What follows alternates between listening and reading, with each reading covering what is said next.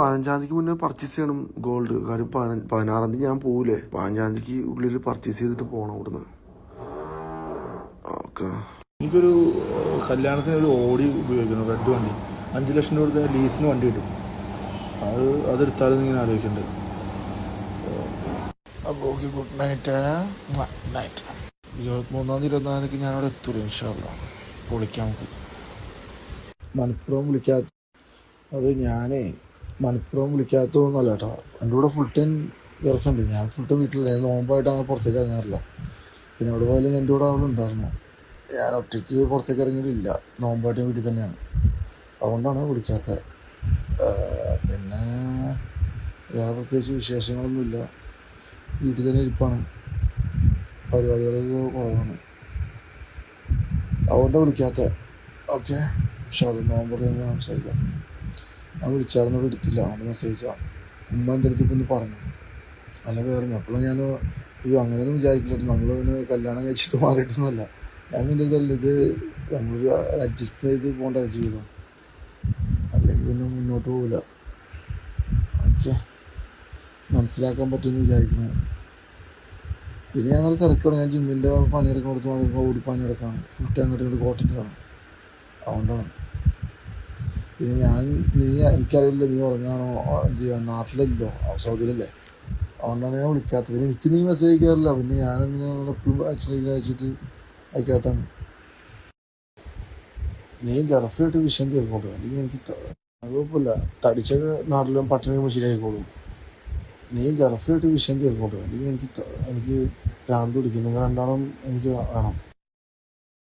ഞാൻ ജീവിക്കണേ നിങ്ങളൊക്കെ വേണം. നിങ്ങൾ തന്നെ അവളുടെ അടുത്ത് മെസ്സേജ് അയച്ച് അവളെ നീ ഇത് റിക്വസ്റ്റ് ഇട്ട് എൻ്റെ മെസ്സേജ് അയച്ച് പറയട്ടെ കാര്യങ്ങൾ ജസ്റ്റ് സംസാരിക്കുക പ്ലീസ്. ഈ ജിമ്മോടെ എനിക്ക് സമാധാനത്തോടെ ജീവിക്കാൻ വേണ്ടിയാണ്. എല്ലാവരും കൂടെ സന്തോഷത്തോടെ എല്ലാവരും വേണം എനിക്ക്. ദർഫ് മാത്രമല്ല, നിങ്ങളെല്ലാവരും വേണം. ഞാൻ നിൻ്റെ അടുത്ത് പെരുമ്പാവൂർക്ക് വീട് മാറുന്നൊക്കെ പറഞ്ഞാൽ എനിക്ക് നിന്നെ ഇടയ്ക്കിടയ്ക്ക് കാണാൻ വേണ്ടിയാണ്. നിനക്കെന്തൊരു പ്രശ്നം വന്ന് ഞാൻ ഇവിടെ വന്ന് ഇടപെടാൻ വേണ്ടിയാണ്. എനിക്ക് എപ്പോഴും കോഴിക്കോട് ഓടി എത്താൻ പറ്റില്ല. ഞായറാഴ്ച ഇത് കേട്ടോ 7 അത്യാവശ്യമായിട്ട് വേണം. ഒരു 1-2 ദിവസം ആണുള്ളത്. റെഡിയാക്കണം. മതി.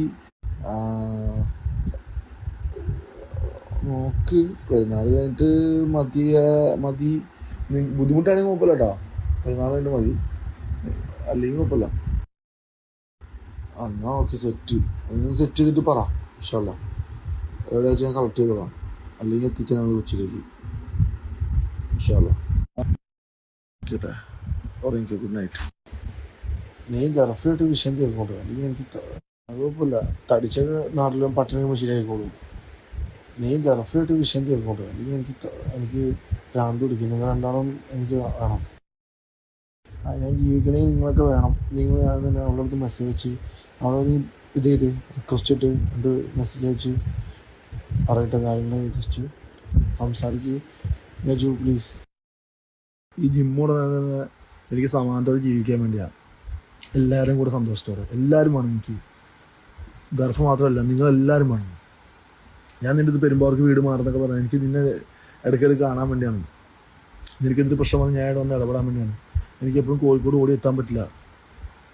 എനിക്ക് സത്യം ടെൻഷനുണ്ട്. കാര്യം ദർഫ നിങ്ങളെ പറ്റി എന്തെങ്കിലും പറഞ്ഞിട്ടുണ്ടെങ്കിൽ ഞാൻ ചോദിക്കാതിരിക്കില്ല. കാര്യം ദർഫനേക്കാൾ മുമ്പ് ഞാൻ നിന്നെ പരിചയപ്പെട്ടതാണ്. അപ്പോൾ പിന്നെ എനിക്ക് നീയാണ് ഇമ്പോർട്ടൻറ്റ്. അത് ഒരു കാര്യം മനസ്സിലാക്കുക. മനസ്സിലായോ? അപ്പോൾ അവളങ്ങനെ പറഞ്ഞിട്ടുണ്ടെങ്കിൽ ഞാൻ അവളോട് ചോദിക്കും. പള്ളിയിൽ പോയി ഫുഡ് കഴിച്ച് ഉദ്ഘാടനം റെഡിയാവണോ? ഞാനൊരു 7 മണി 7:30 ആകുമ്പോൾ വീട്ടിൽ വരും. എന്നിട്ട് ഞാൻ കണ്ണൂർ പോകും. അൽഹംദുലില്ലാ, ഞാൻ നോക്കിയാണ് പോയത്.